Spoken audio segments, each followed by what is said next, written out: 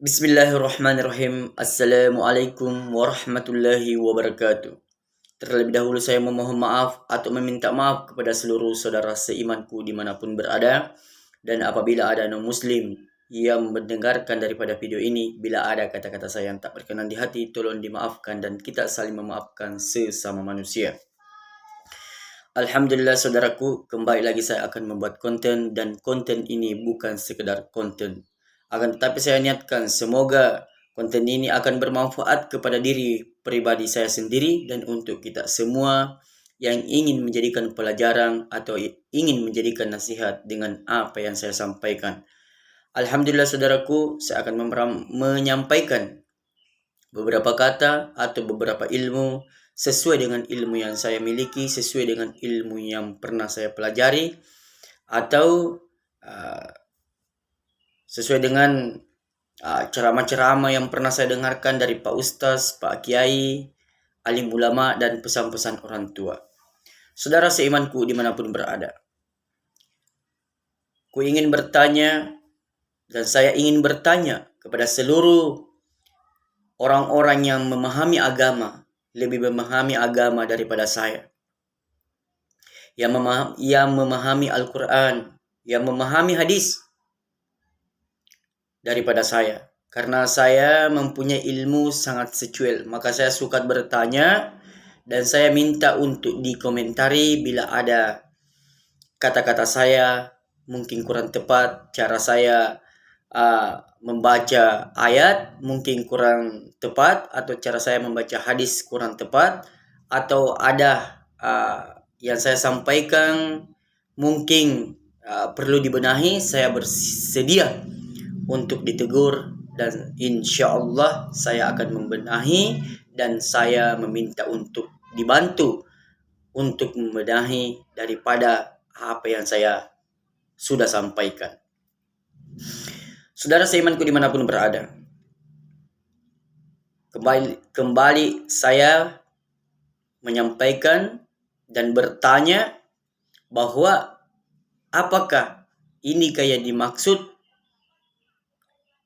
akhir zaman, ataukah ini kayak dimaksud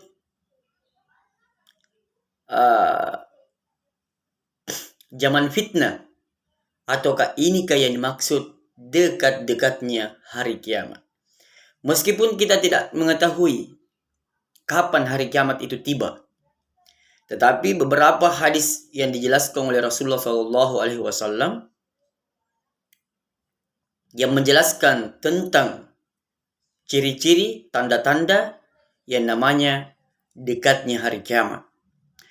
Dan saya rasa sudah banyak terbukti dengan hadis-hadis Rasulullah SAW. Salah satu yang terbukti, Rasulullah SAW bersabda kurang lebih bunyinya seperti ini.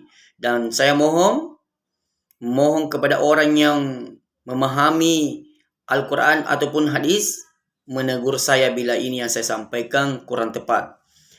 Hadis Rasulullah SAW yang berbunyi artinya, bila engkau mendapatkan nanti di akhir zaman bangunan tidak berhenti dibangun, orang berlumba-lumba membangun bangunan yang tinggi, maka jikalau kau mendapatkan daripada zaman itu, maka itu adalah tanda-tanda dekatnya hari kiamat. Sekarang saudaraku sudah terbukti, orang-orang berlumba-lumba membangun bangunan-bangunan tidak berhenti, berlumba-lumba membangun bangunan yang tinggi. Dan kita tidak bisa membantah hadis ini, karena ketika Rasulullah SAW sudah bersabda itu pasti akan terjadi. Kemudian salah satu beberapa lagi hadis Rasulullah SAW yang menyebutkan bahwa suatu saat nanti akan ada namanya zaman fitnah. Dan saya rasa bagi orang yang lebih memahami Al-Quran dan hadis, apakah bukankah ini yang dimaksud zaman fitnah? Orang saling memfitnah sehingga kita tidak tahu lagi membedakan yang manakah orang di jalan Allah, yang manakah orang di jalan salah. Karena sama-sama merasa benar, sama-sama menyebut nama Allah. Dan kita sulit untuk membedakan bahwa yang manakah yang sebenarnya ini yang berpegang kepada Al-Quran dan hadis. Jadi saya bertanya kepada orang-orang yang lebih memahami Al-Quran dan hadis, bukankah ini yang dimaksud zaman fitnah? Saudara seimanku dimanapun berada, bila ini yang dimaksud zaman fitnah, saudaraku, perlu kita berhati-hati dan jangan kita mengikuti hawa nafsu. Bahwa ketika kita ingin mengikuti hawa nafsu, maka apa yang kita dapatkan adalah kekacauan, bukan daripada kedamaian. Dan sekarang kita melihat dengan kenyataan, masalah tidak berhenti-berhenti. Saudara seimanku dimanapun berada, saya adalah orang yang haus ilmu, karena ilmu agama saya masih kurang dan masih secuil. Tapi saudaraku, saya juga berhak menyampaikan ilmu walaupun sedikit, karena itu adalah tanggung jawab saya sebagai orang muslim. Saudara seimanku dimanapun berada, saya kelahiran tahun 90, dan di tahun 90 saya sering mendengarkan pesan-pesan orang tua bahwa nanti nak akan ada nenekmu dulu bilang seperti ini, akan ada terjadi seperti ini. Ini bukan ramalan, tapi akan ada terjadi seperti ini. Salah satu contoh yang disebutkan nenek saya, bahwa nenekmu dulu bilang begini, engkaset di wetu na tuo becu masih gie na masya lisena si bawa tawacca. Dan saya bertanya kepada nenek saya, apakah makna atau arti dari itu, Nek? Insya Allah kelak nanti kau akan tahu, nak, apa artinya.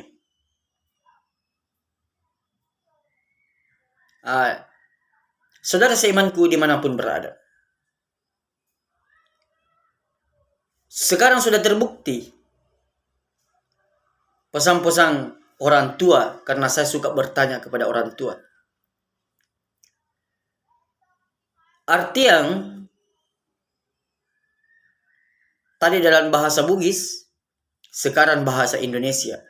Ada suatu saat nanti masjid tumbuh seperti jamur, tapi isinya orang pintar dengan harimau.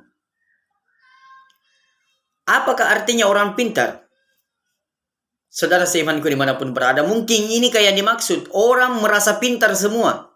Bahkan kepintaran inilah sehingga membuat kekacauan, karena tidak ada yang mau mengalah, merasa semua, merasa tahu, merasa benar, sehingga pertengkaran di mana-mana. Yang kedua, harimau bukan bahwasannya harimau yang berada di dalam masjid, tetapi kita tahu harimau itu seperti apa. Harimau itu dia yang mau menang, tidak mau terkalahkan. Dia mau menang sendiri. Dan sekarang kita melihat, saudaraku, bahwa orang-orang kecil semakin ditindas dan orang-orang yang di atas semakin berkuasa. Terkadang orang-orang kecil sudah terkadang tidak dipedulikan, hanyalah orang-orang yang berkelas di atas yang semakin di atas. Saudara seimanku dimanapun berada, dan ini tidak bisa kita saling menyalahkan. Bila ini memang harus terjadi, pasti akan terjadi, karena itu adalah kehendak Allah Subhanahu wa Ta'ala. Saudara seimanku dimanapun berada,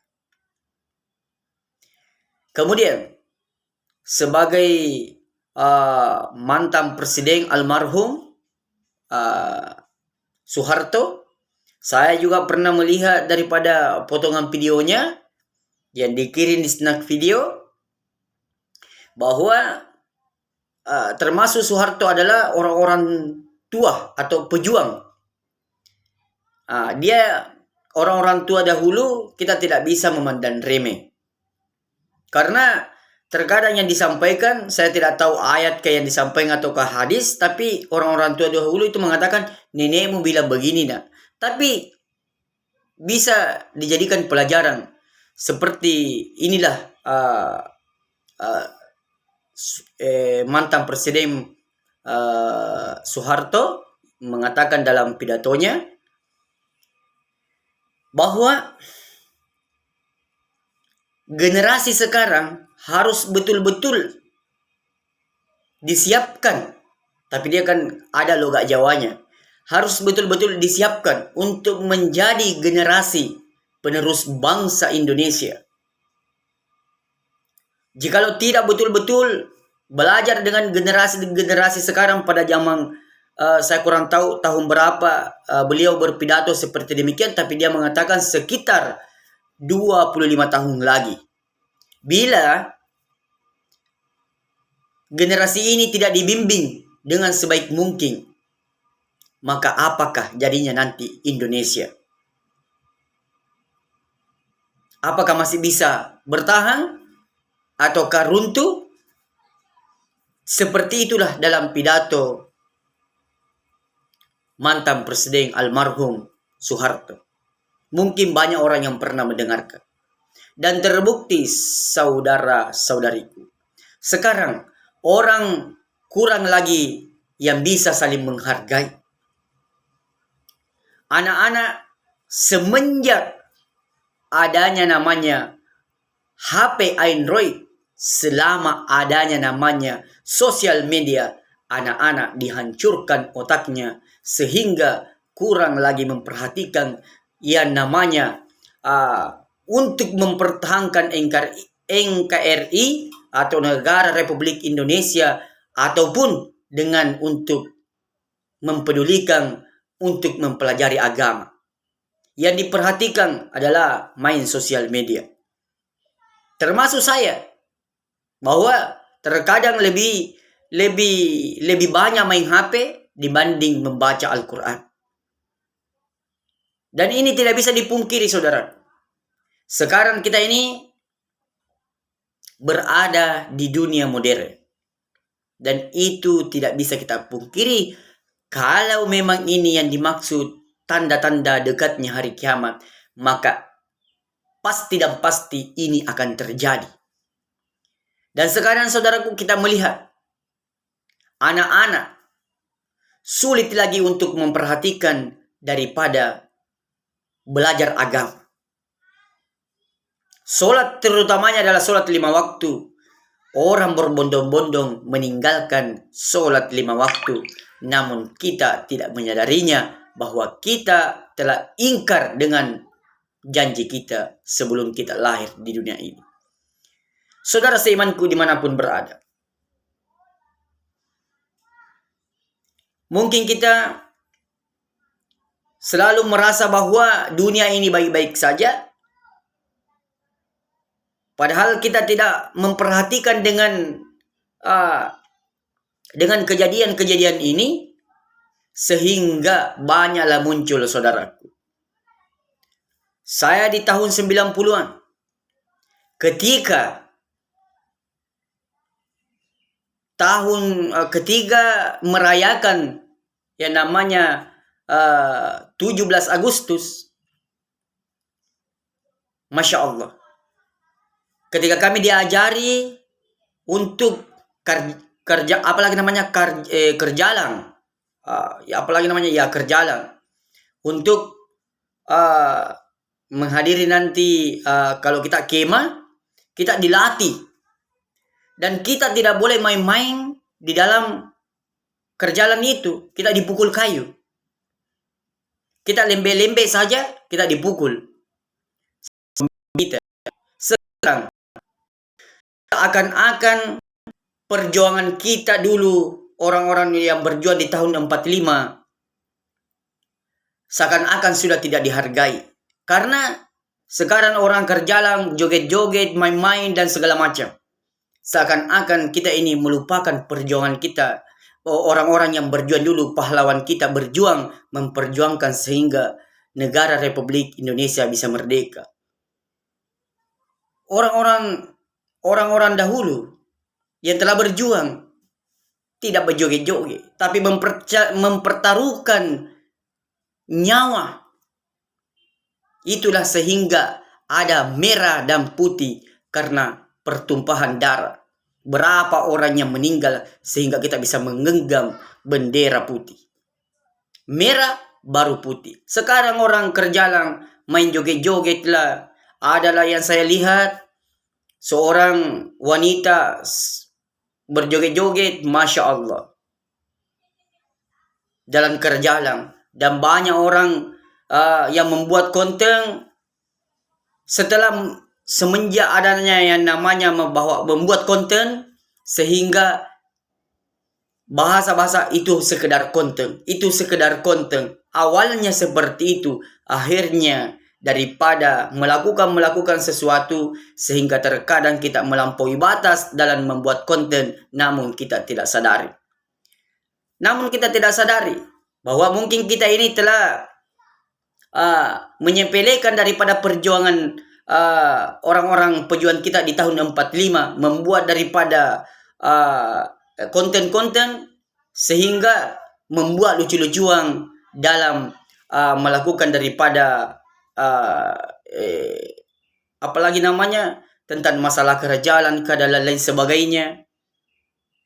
Dulu kalau ada orang yang melakukan hal-hal seperti itu, maka kita ditangkap karena dianggap kita tidak menghargai daripada perjuangan orang-orang panglima atau orang-orang pahlawan kita di tahun 45. Saudara seimanku dimanapun berada, marilah kita bersama-sama melihat kejadian ini. Banyak hal-hal yang berlaku, hal-hal yang melampaui batas, namun kita tidak sadari. Adalah yang saya lihat bahwa dahulu orang merayakan daripada tahun 17 Agustus. Banyak dulu permainan, mungkin tarik tambang, lari karung, manjat pinang. Sekarang banyak hal-hal yang dilakukan yang melampaui batas, yang di luar daripada syariat Islam. Adalah apel yang diikat di dekat kemaluan sang wanita, baru ada orang yang menggigit. Dengan secara otomatis, dengan tidak sadar, itu sebenarnya melemahkan daripada agama kita. Namun karena istilah-istilah konten, itulah yang membuat bahwa kita tidak menyadari.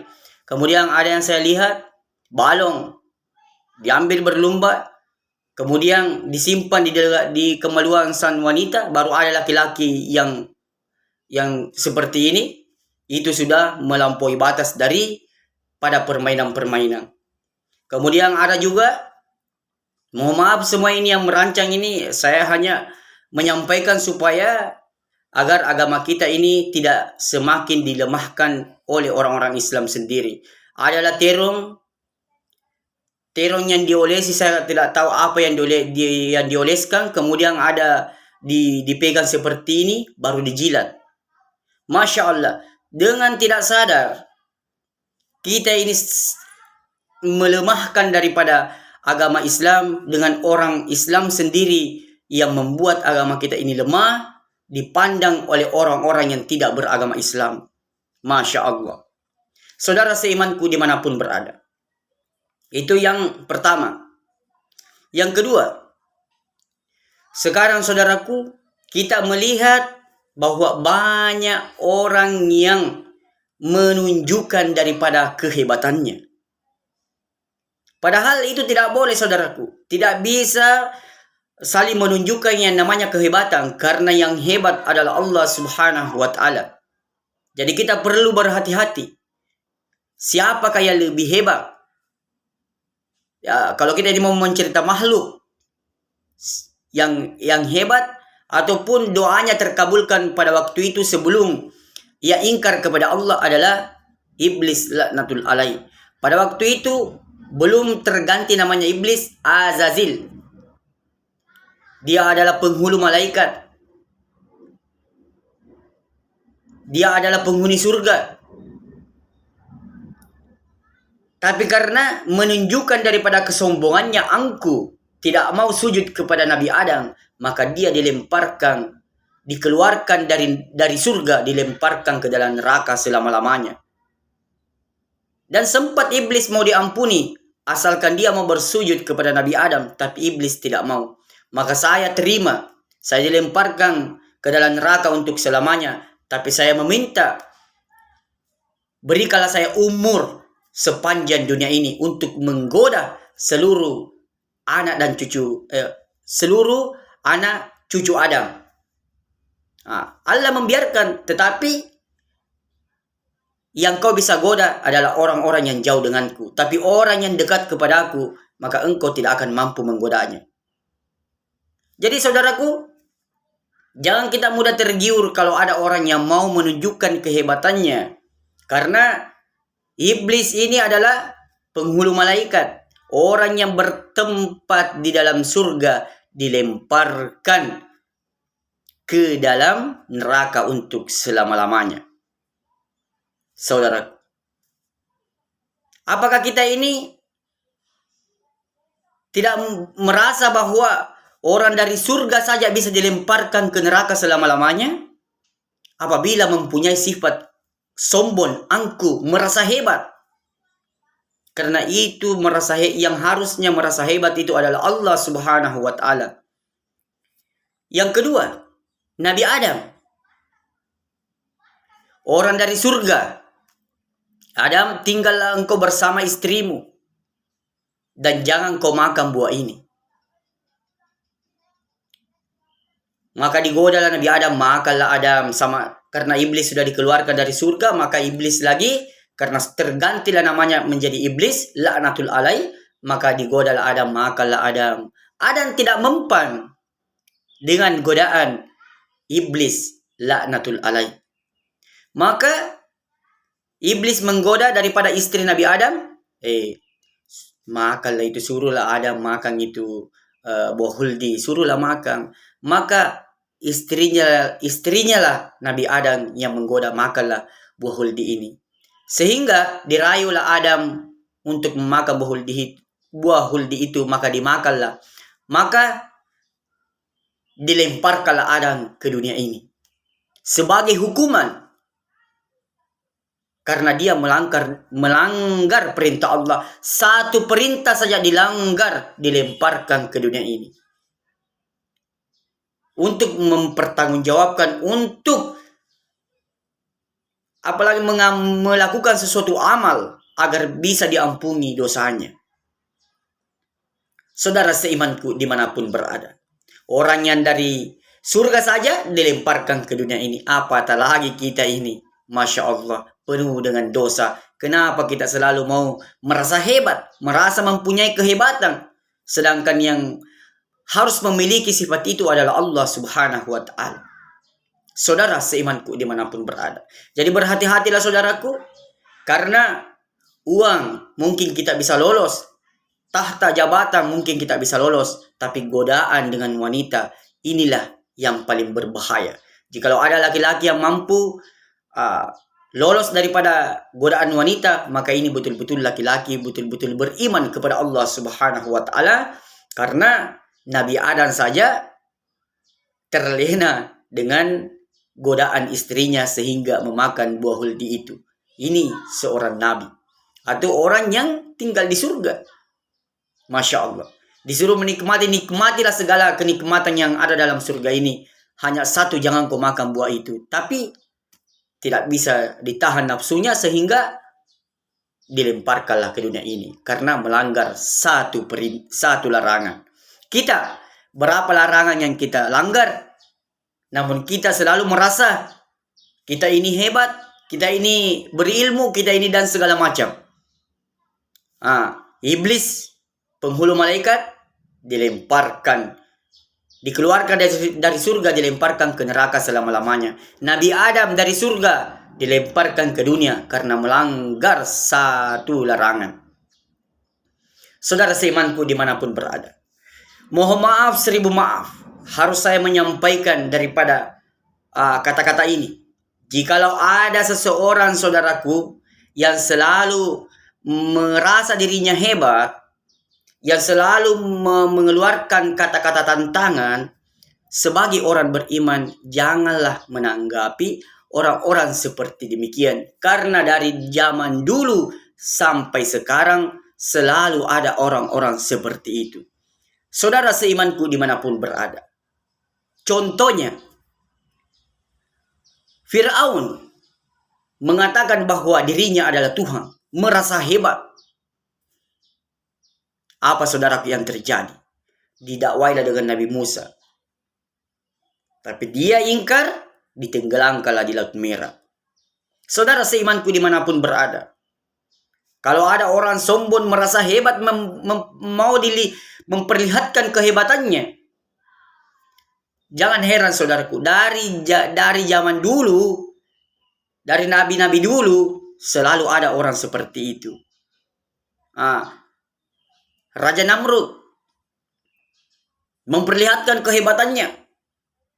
Saya bisa membunuh, bisa menghidupkan. Masya Allah. Maka apa yang terjadi saudara? Hanya seekor lalat kah ataukah seekor nyamuk kah yang masuk di hidungnya sehingga dia mati. Sedangkan dia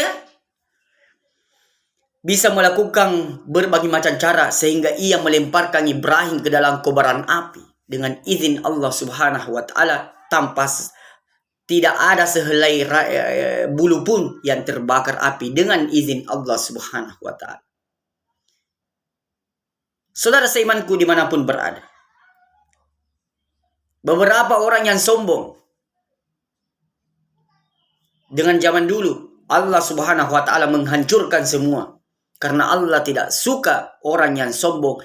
Iblis saja, Azazil diganti namanya menjadi iblis karena sombongnya angkunya, dari surga dilemparkan ke neraka selama-lamanya.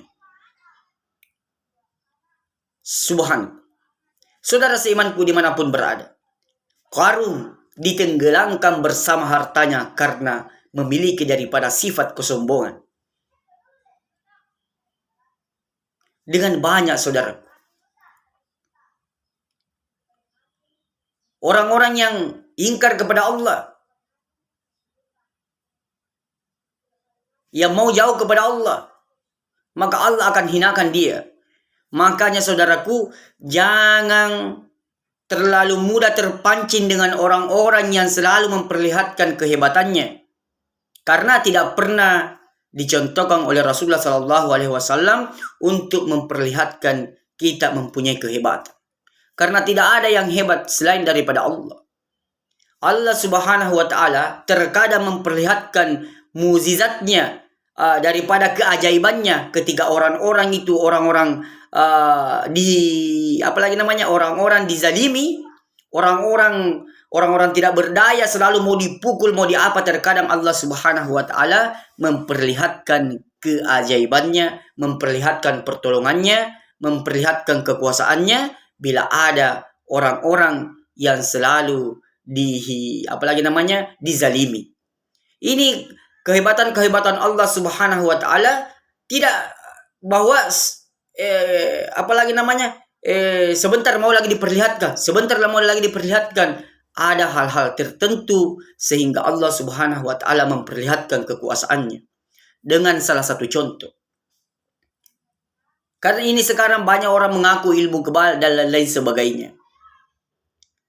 Ismail mau diperintahkan untuk menyembelih.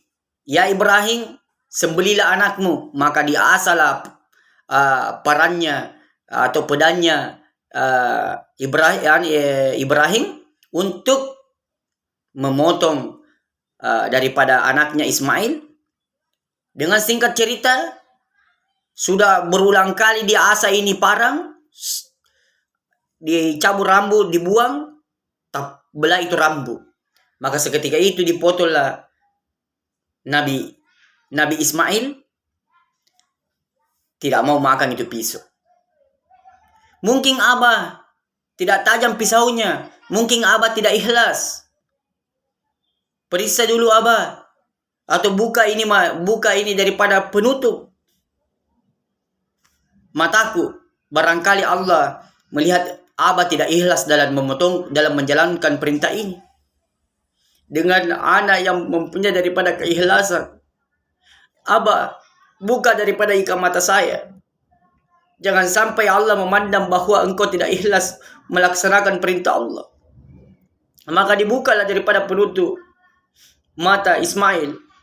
Ibrahim melanjutkan untuk mengiris daripada leher Ismail. Tidak bisa terpotong, saudara. Karena itu Allah yang berkehendak bahwa pisau tidak akan bisa mengiris apapun benda itu, maukah orang, maukah apa, tidak akan bisa teriris tanpa dengan kehendak Allah. Maka digantikanlah domba, bahwa potonglah ini menjadi sembelihan kurban. Kenapa ada sekarang yang dikatakan orang berkurban ketika Idul Adha? Karena sebab pengorbanan Ibrahim dengan Ismail. Saudara seimanku dimanapun berada,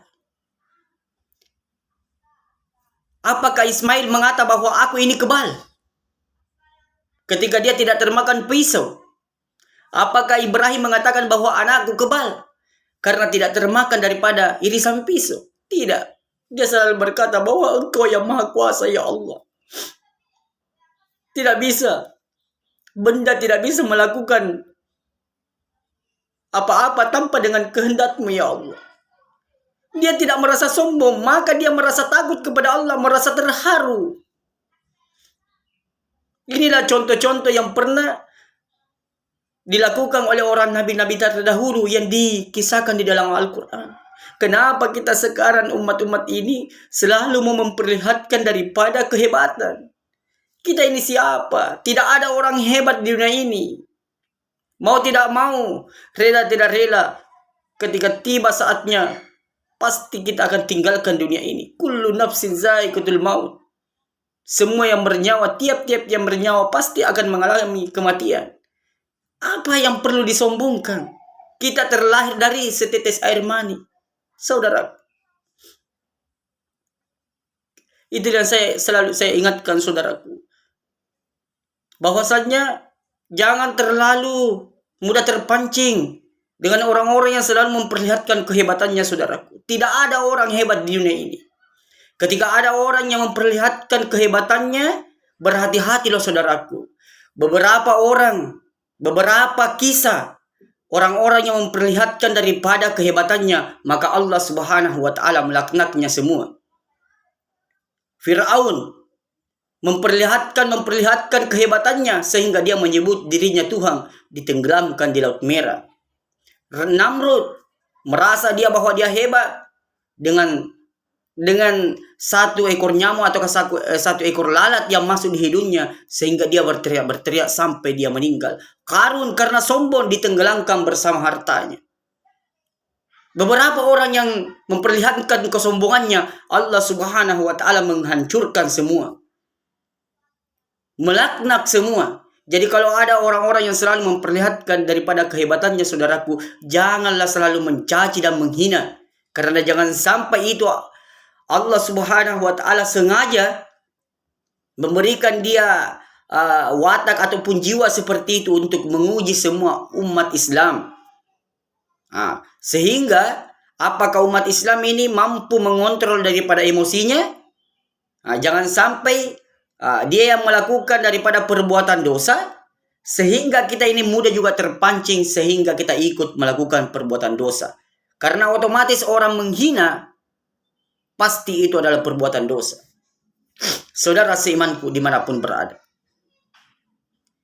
Islam diajarkan tidak boleh saling menantang.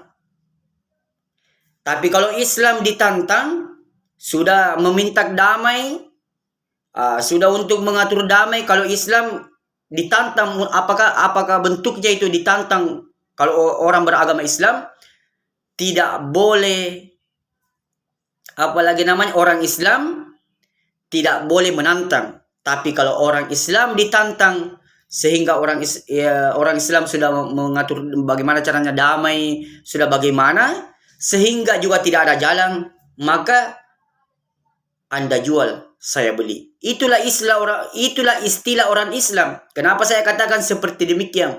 Dalam satu kisah yang pernah saya baca, ada seseorang yang merasa hebat dan dia berkata bahwa aku akan membunuhmu ya Rasulullah. Rasulullah pun berkata, insya Allah aku yang akan membunuhmu. Dengan seketika itu, di dalam perang, maka itu orang yang berkata tadi ingin membunuh Rasulullah. Maka dia mencari di manakah Rasulullah. Aku ingin membunuhnya di dalam tengah peperangan. Maka Rasulullah SAW mencabut daripada sehelai tombak, kemudian dia lemparkan. Maka teririslah sedikit daripada goresan di lehernya. Dan dia berkata, demi Allah, aku akan mati, teriak terus. Padahal teman-temannya menasihati itu hanya goresan sedikit.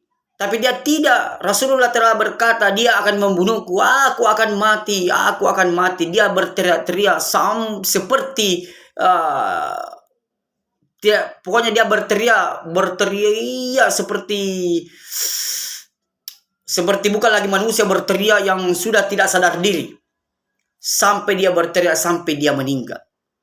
Inilah saudara seimanku dimanapun berada, bahwa umat Islam bukan bahwa tidak boleh melawan, tapi kalau ditantang, sudah minta damai, kemudian tidak ada jalan, barulah umat Islam bisa melawan. Karena orang Islam diketahui rela mati demi membela agama Allah Subhanahu wa Ta'ala. Jadi kalau ada orang Islam yang suka menantang untuk apalagi ada yang mengaku umat Islam yang suka menantang untuk memperlihatkan daripada ilmu-ilmu kebalka, ilmu-ilmu lain sebagainya, ini perlu dipertanyakan saudaraku, karena tidak ada ajaran di dalam agama Islam yang selalu mau saling menantang dalam memperlihatkan daripada ilmu-ilmu yang tidak seharusnya dipertantangkan, yang tidak seharusnya dipertontonkan. Jadi kembali saya mengingatkan saudaraku, jangan mudah terpengaruh. Kalau ada orang yang menantang kita bahwa seperti ini mau menantang, memperlihatkan segala kehebatan, Masya Allah saudaraku, sebagai orang yang berpikir cerdas, jangan suka menantang. Karena terkadang orang yang suka menantang terkadang akan malu. Karena kenapa? Allah tidak suka orang yang suka menantang. Dan sebagaimanapun hebatnya itu orang, mungkin dia diberikan kehebatan dan kelebihan, tapi ketika dia sudah menantang orang untuk memperlihatkan yang namanya ilmu-ilmu, hati-hati saudaraku. Tidak ada yang dapat merubah sesuatu kecuali Allah. Jangan sampai kita, misalnya, saya mana tahu bahwa adakah ilmu kebal ataupun bagaimana. Karena saya tidak pernah mencoba orang yang mengaku ilmu kebal, kemudian saya iris, belum pernah saya mencoba. Jadi kalau ada orang kalau ada orang yang memiliki ilmu kebal, kemudian dia tantang orang, bahwa siapa yang mau saya tantang, siapa yang mau ditantang di sini adu daripada kau punya ilmu kebal, saya punya ilmu kebal. Kemudian kita menantang orang sehingga orang itu iris. Kalau Allah berkehendak bahwa hai pisau, makanlah daripada dagingnya, maka pisau pun akan mengirisnya. Jadi itu bahayanya orang menantang. Karena mungkin kita memang mempunyai daripada ilmu kebal, mungkin. Karena saya tidak tahu bahwa itu ilmu kebal ada atau tidak.